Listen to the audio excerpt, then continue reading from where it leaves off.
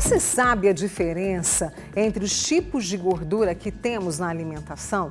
Para o que elas servem?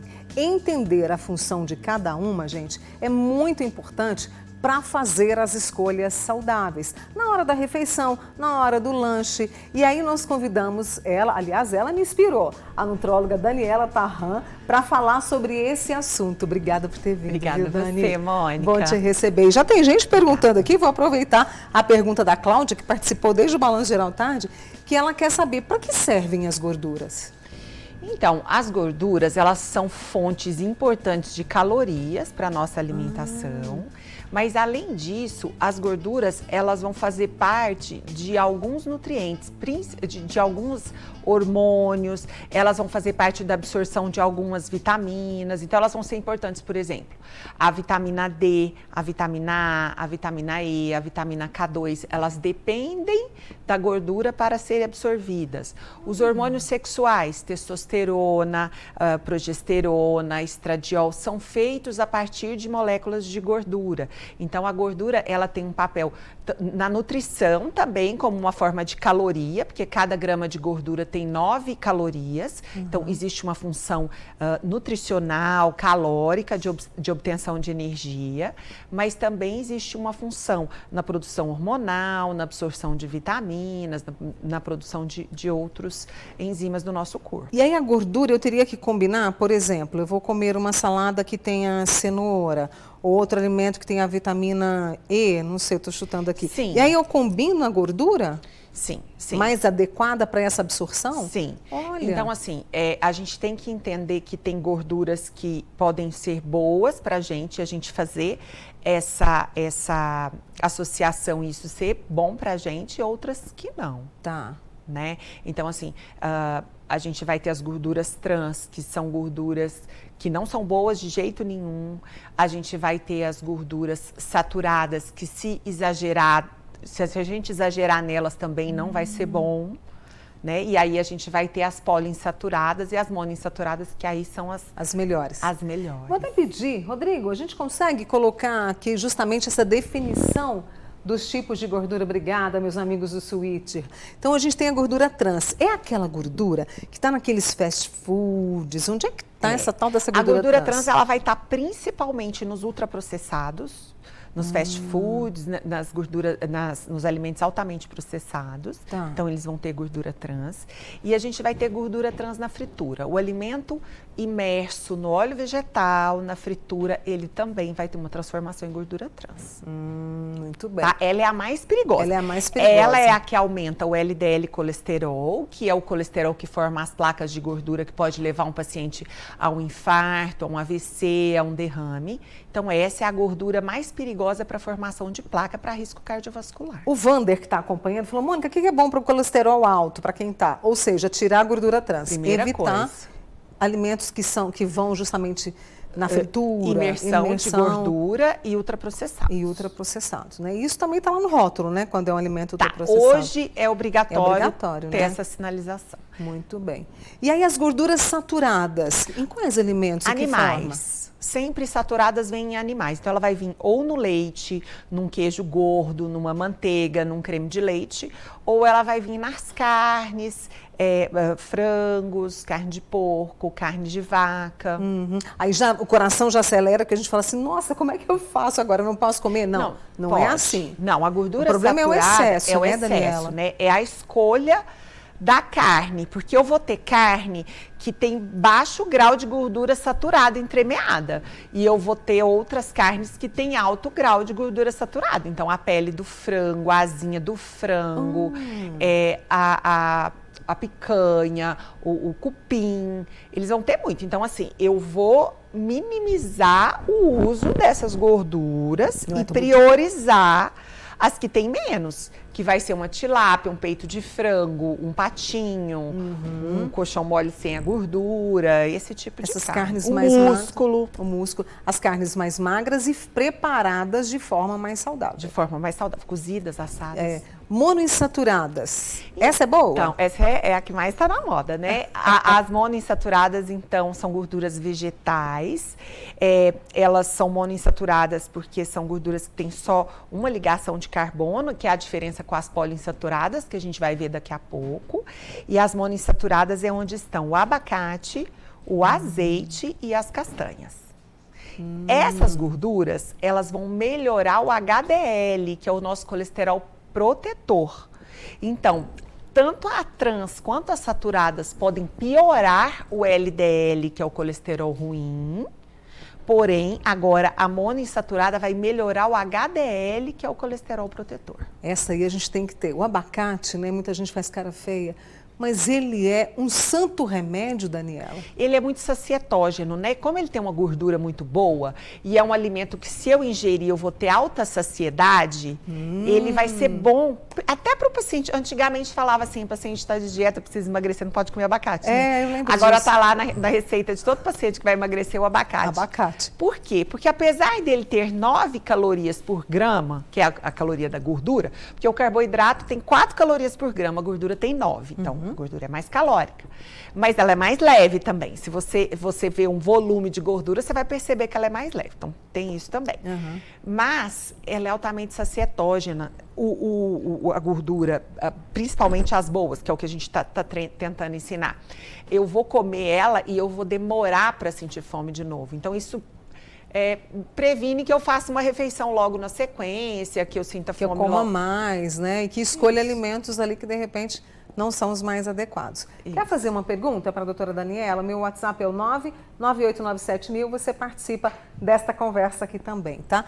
E as poliinsaturadas? Então, as poliinsaturadas é dos peixes, principalmente os peixes de águas profundas e geladas. Então, a gente vai ter o salmão, o atum, a sardinha, o arenque, que é um peixe que não vem por aqui, que é um peixe mais do hemisfério norte, e a gente vai ter o óleo de linhaça, o óleo de girassol, o óleo de canola. E eu posso usar esses óleos ali para poder fazer a minha carninha, refogar o meu arroz? Posso usar esses óleos. A grande questão é a seguinte, Mônica, a gente não pode exagerar, mesmo sendo uma gordura poliinsaturada, se eu exagerar, eu vou estar colocando um monte de caloria na minha alimentação, então eu tenho que ponderar, né? Não dá para ser tudo e na quantidade que eu quiser. Esses são os 4 tipos de gorduras que a gente tem. São os 4 tipos de gorduras, né, que a gente tem. E aí, o que acontece? Hoje o brasileiro está mais nas 2 primeiras? Na alimentação? Eu acho que tá. Não é? Porque o que tem de gente comendo fast food, nada contra. Mas o problema é que a gente precisa ter equilíbrio. Eu acho assim, pensa só. Se você comer uma carne magra, não comer gordura, fritura imersa em gordura, fritura em imersão, não comer fast food e comer lá, usar um azeitinho, uma castanhinha, uma sementinha de linhaça, de girassol, eu já resolvi o problema todo. Já resolveu o problema todo, né? E o óleo de gergelim, ele também é uma gordura boa? Ele entra no poliinsaturada? Entra. De vez em quando eu uso esse óleo, ele é uma delícia. É uma delícia. Na comida oriental, né? Ele é muito usado, é muito gostoso. Vou fazer o seguinte, muitas perguntas aqui dessa turma minha do Você. Hoje nós estamos completando 3 meses. Que honra, tô aqui hoje. E aí, esse programa que é feito para quem? Para você.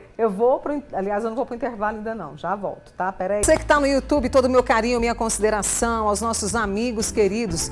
A Elânia Rosa, um beijo. A Abigail Pereira, um beijo para você. Fátima Rodrigues, a Miriam também que está acompanhando lá do nosso canal do YouTube. Muito obrigada, viu? E agora voltamos à nossa conversa sobre a importância, né, de identificar os tipos de gordura na alimentação para poder fazer as melhores escolhas, porque eles estão ligados ali ao nosso colesterol, né, Dani? Posso trazer a primeira pergunta? Claro. Quem mandou aqui pra gente foi a Cláudia. Ela falou assim, ó, aqui em casa eu só consigo usar banha de porco, mas não em grande quantidade, só para arroz e feijão. Ela usa 1 colher de sopa. Faz mal à saúde? A Cláudia lá do Minas Gerais. Tá, vamos lembrar então que a gordura é saturada, a gordura da banha de porco está lá naquelas gorduras animais, que a gente falou das carnes, dos laticínios gordurosos, da manteiga, então está no mesmo nível. A gordura saturada não é uma gordura que a gente não deveria comer de jeito nenhum, mas é uma gordura que a gente tem que controlar a quantidade para a gente não ter problema no nosso LDL colesterol. Então, o que eu oriento ela é realmente cuidar da quantidade.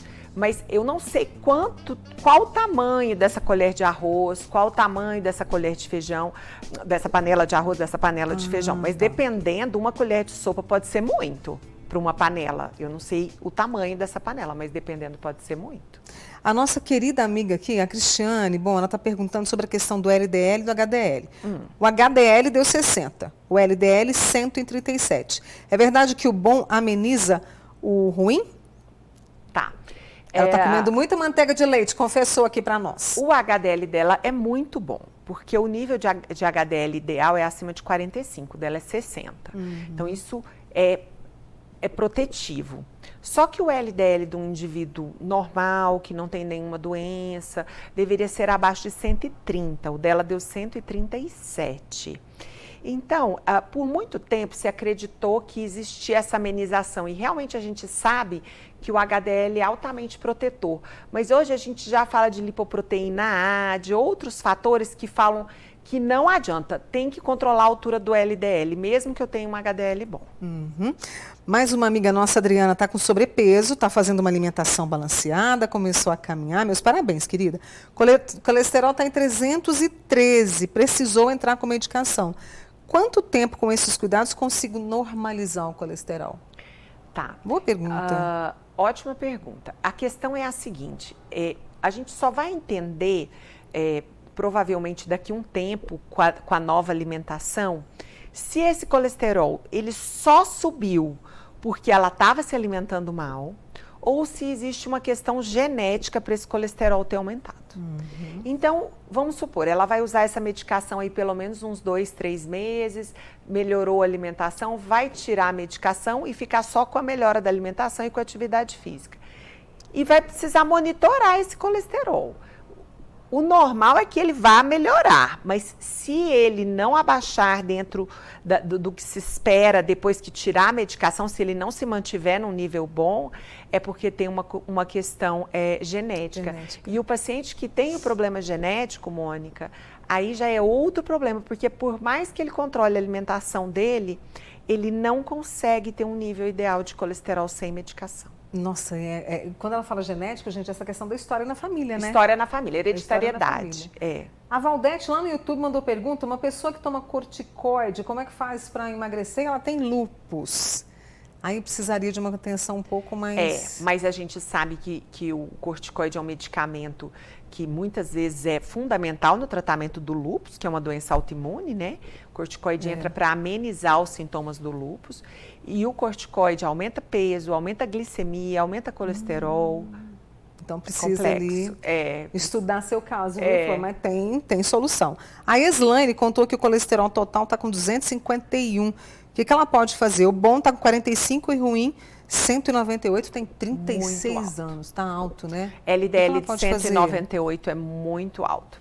Então, ela precisa cuidar da questão das gorduras, que foi o que a gente falou. Isso. Se ela estiver acima do peso, ela precisa perder peso, entrar com atividade física. Tem uma coisa, Mônica, que às vezes as pessoas esquecem muito, quitanda, né? A quitanda nossa, né? O pão de queijo, a broa, o rosca, o bolo. Tem muita gordura, né? Para você bater um bolo, às vezes vai uma xícara de manteiga, para você amassar um pão de queijo, uma de óleo. A gente tem que lembrar da quitanda também. Não adianta só lá na hora do arroz com feijão controlar a gordura que vai na panela. E aí, no caso, quando o colesterol está muito alto, está com ali orientação, né? É preciso cortar esses alimentos que têm esse tipo de gordura? Olha, precisa ser radical numa pessoa com 198, precisa, não tem outro caminho, Você né? pega a outra ouvinte, né, que falou de 137. Isso. Aí ela já vai amenizar, ela pode comer de vez em quando, mas 198, a orientação já é fazer uma alimentação rígida com gordura, calcular bem a quantidade de gordura da alimentação dela. Claro que não pode não ter gordura nenhuma, porque vai fazer falta para as vitaminas, para os hormônios sexuais, mas ela precisa desse olhar. Tá. A Elaine descobriu que tem placa de gordura nas carótidas. É um susto, não é, minha flor? O que devo consumir para eliminar essas cápsulas? Ela faz o consumo de ômega 3, com DHA, com DEA, né? EPA e DHA. E uma castanha de Pará pela manhã e está fazendo acompanhamento com o cardiologista. Como que ela chama? Elaine. Elaine, deixa eu te falar. Infelizmente, a partir do momento que uma placa de colesterol se instalou, não existe nenhum medicamento que faça com que ela desapareça. Certo. Tá? Então, a partir do momento que eu tenho uma placa de colesterol, a tendência é que essa placa só aumente. O remédio para colesterol é para manter o LDL, que é o colesterol ruim, abaixo de 70, porque sabe-se que abaixo de 70, essa placa para de aumentar, mas ela não deixa de existir. Então, a meta de LDL 70 para que a placa não continue aumentando, ela é muito difícil de ser alcançada com alimentação, ômega 3 e atividade física.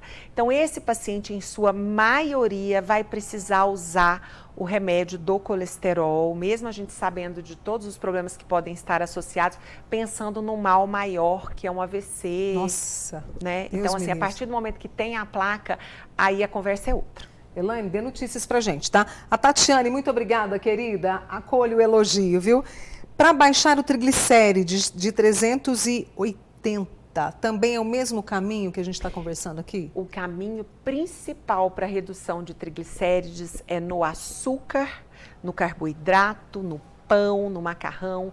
Ao contrário do que a gente conversou para LDL e HDL, que a gente falou só de gordura, para eu abaixar triglicérides, eu preciso controlar a minha ingestão de carboidrato. Lembrando que bebida alcoólica entra nessa lista, né? Carboidrato, muito pão, farinha arroz, branca, batata, macarrão, doces. É a redução desses alimentos que vai abaixar o triglicérides. Claro que, lembrando da perda de peso, da atividade física, das outras coisas. Mas aí, para o triglicérides, o foco é em carboidrato. Querida Cátia de Araguari, eu acho que ela chegou agora sobre a banha de porco. Até tem uma outra amiga que falou, Mônica, antes era um veneno, agora é bom. Qual que é, então, digamos, o meio termo? E a Cátia pergunta se é o ideal para fazer a refeição, a banha de porco. Então... Minha família comia demais. Aquilo que a gente conversou, por muito tempo se demonizou o ovo, a banha de porco, e depois vão voltando as coisas. O que é unanimidade? Hoje tem muita gente que prefere, se sente melhor, já existem trabalhos que falam que a gordura da banha de porco não seria tão ruim, até por ter menos industrialização, por ser mais natural, por passar por menos fenômenos químicos e físicos para chegar no ponto da ingestão. A questão é o que a gente falou na primeira pergunta, quantidade. Tem que estar de olho nisso, né? Quantidade. Olha, algumas perguntas ficaram por aqui. Deixem aqui que a gente vai retomando esse assunto tão importante que é esse controle do colesterol, do triglicérides, né? Mas a gente precisa agradecer aqui toda a disponibilidade da Daniela Tarran, que é nutróloga, nos ajudando a entender melhor. Compartilhe essa entrevista que estará disponível lá no nosso canal do YouTube e reveja também esta boa prosa que eu tive com a Daniela, tá? Obrigada, viu? Obrigada boa a semana. você, parabéns pelos 3 meses. E vamos juntas, né? Vamos embora.